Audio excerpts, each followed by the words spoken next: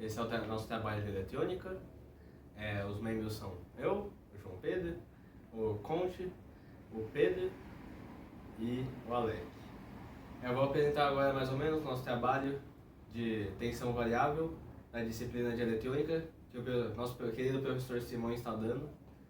Basicamente, a gente vai pegar a energia da tomada e carregar um celular que é representado por esse resistor de 120 ohms. O que a gente vai fazer a gente vai conectar um transformador à tomada.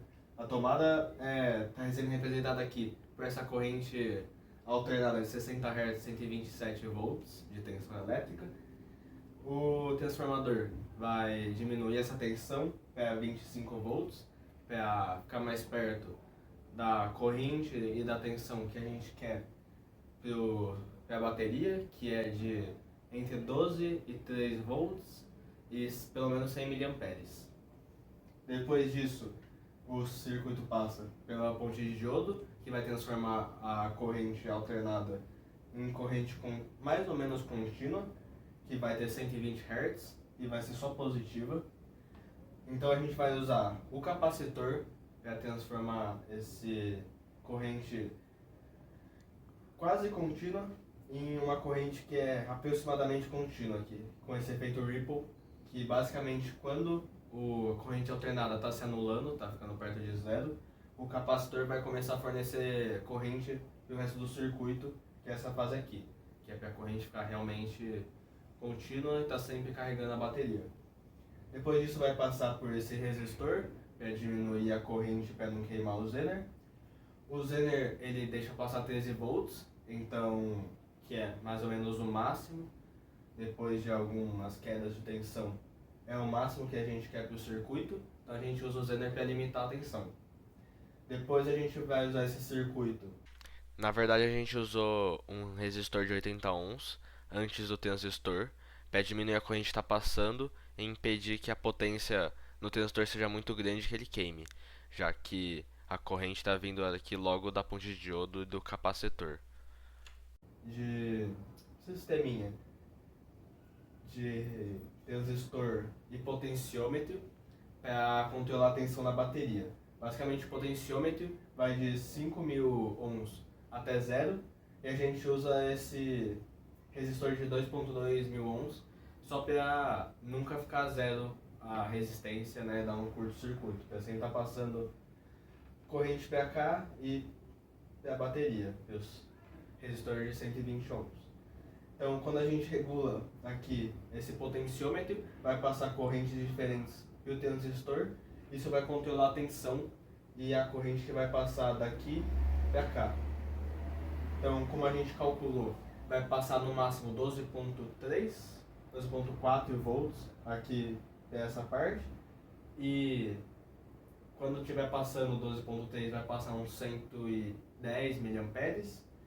E no mínimo vai estar passando 2.7 volts, então vai estar passando uns 46 mA. A gente também fez aqui em paralelo um LED vermelho e esse resistor de 4.4 ohms.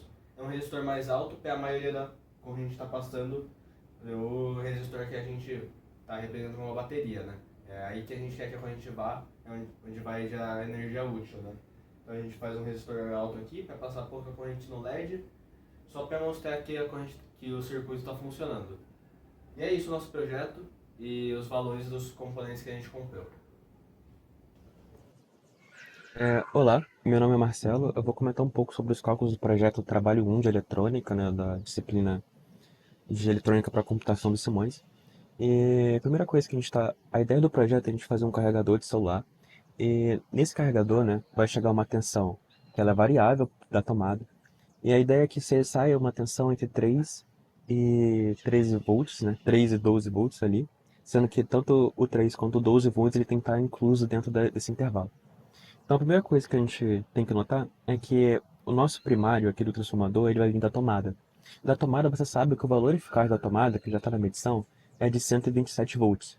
Você pode calcular a tensão de pico, né, da tomada, que é só multiplicar por raiz de 2, aí você acha 180.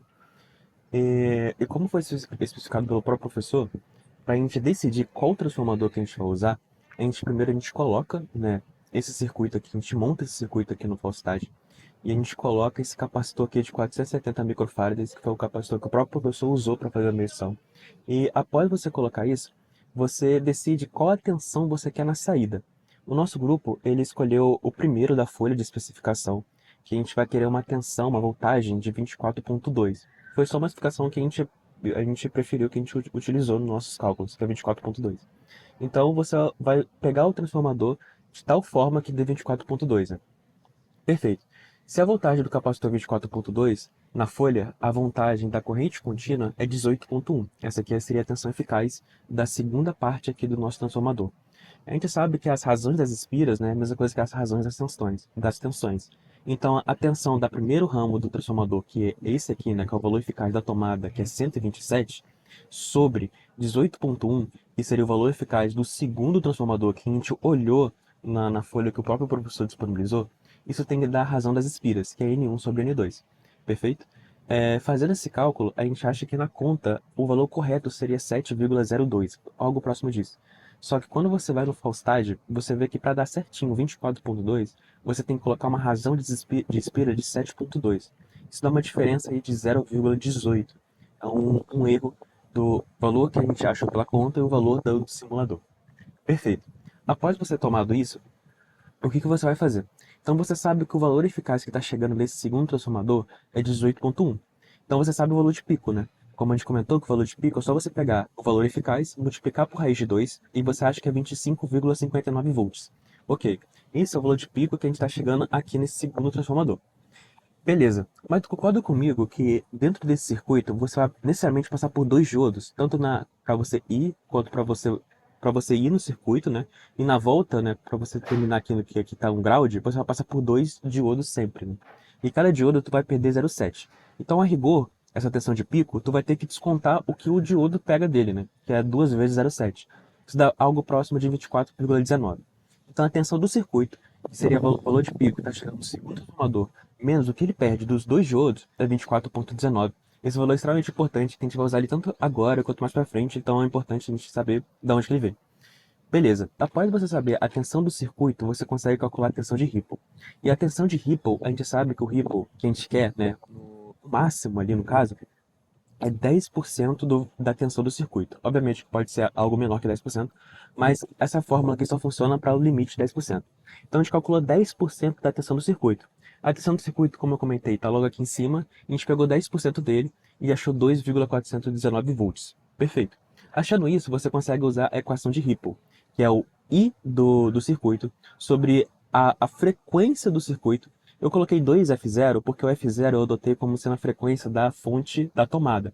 E você sabe, né, como o João Pedro falou, quando ele passa, né, nossa ponte de diodos, a frequência ela dobra.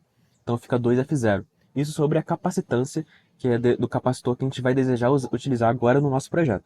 E aí a gente quer calcular essa capacitância aqui.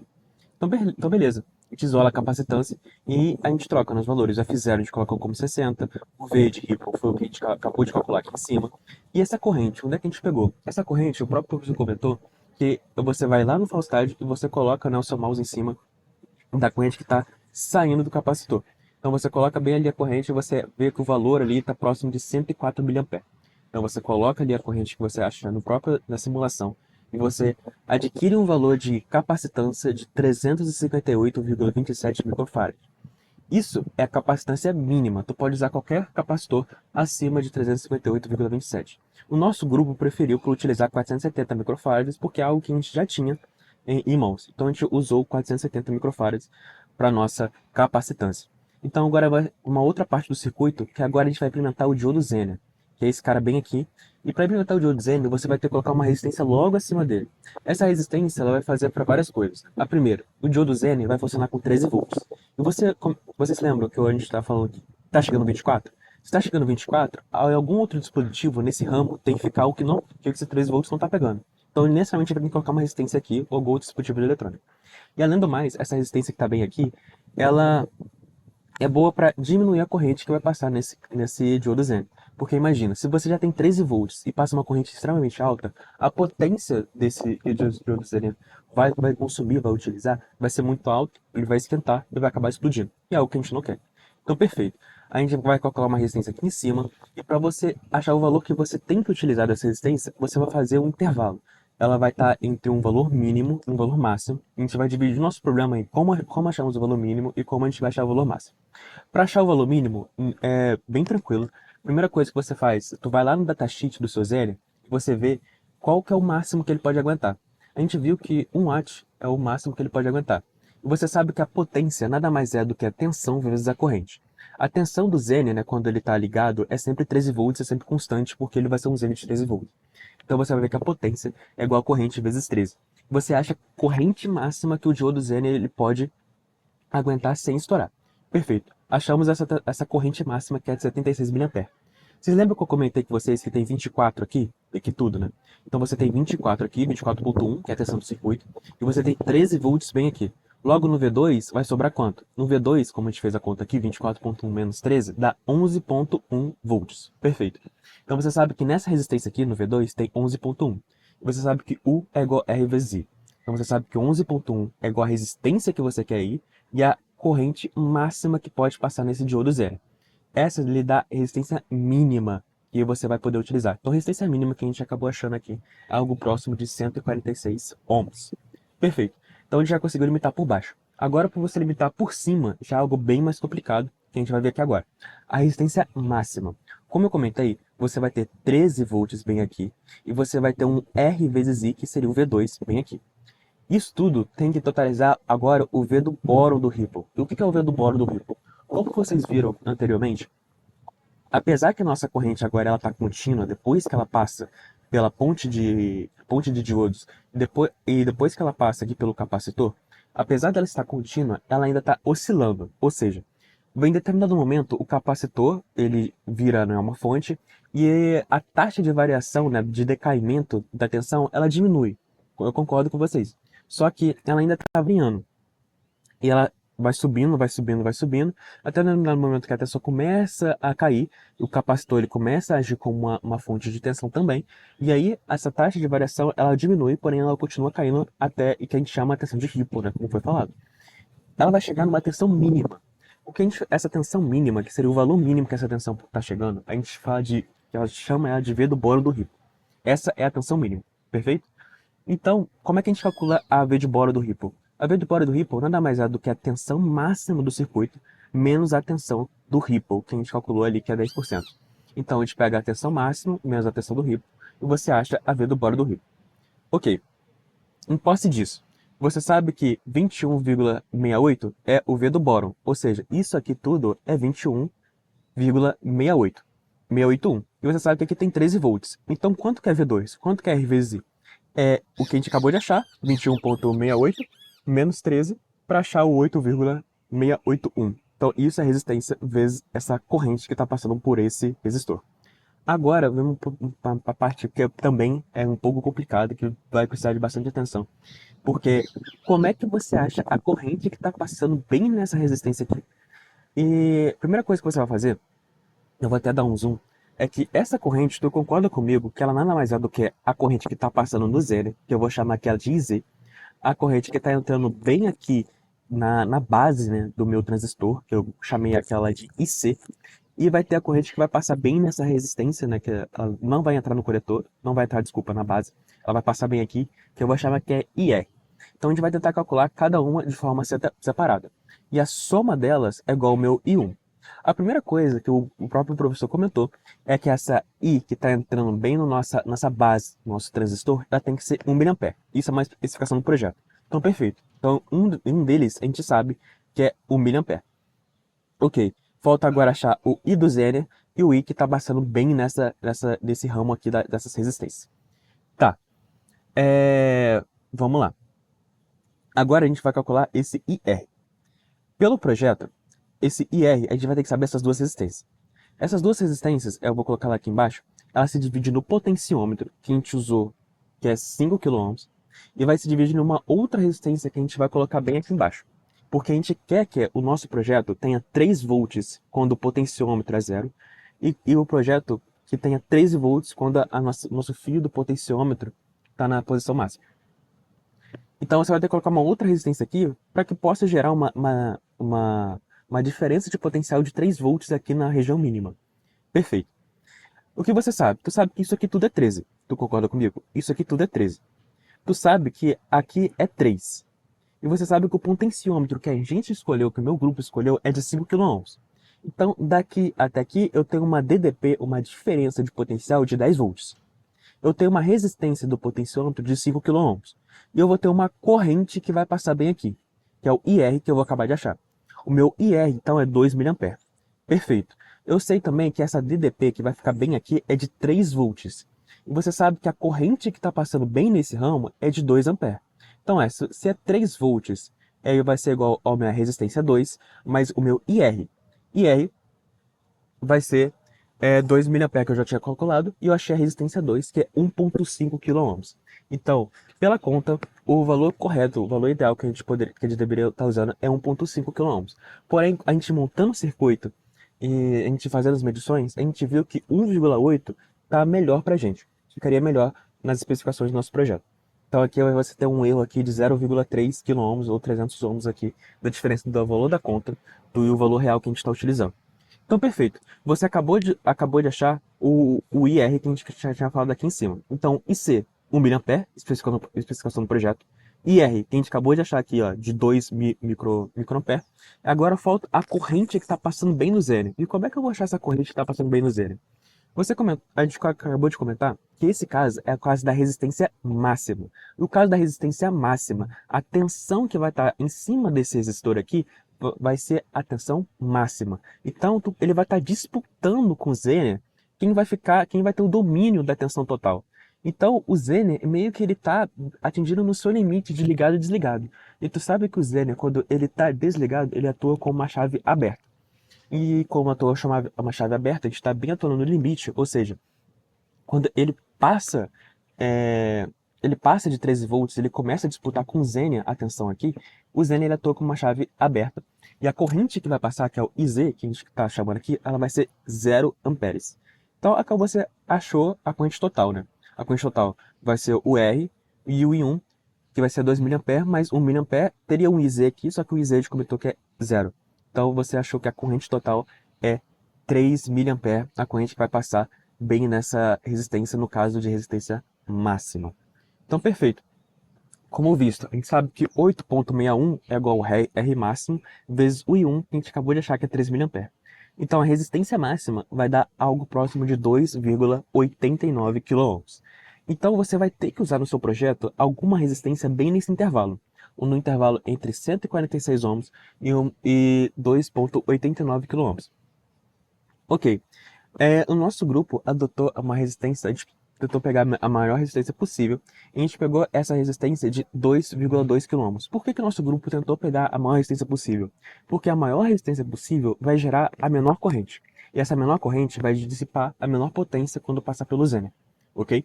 Então a gente optou, e também para fazer as medições, a gente viu que o 2.2 seria o ideal para o nosso projeto. Então a gente escolheu o 2.2 bem aqui em cima. Ok? E a gente comentado, né, que 1.5 seria na conta, a gente achou 1.8 fazendo as medições também, que foi uma outra mudança.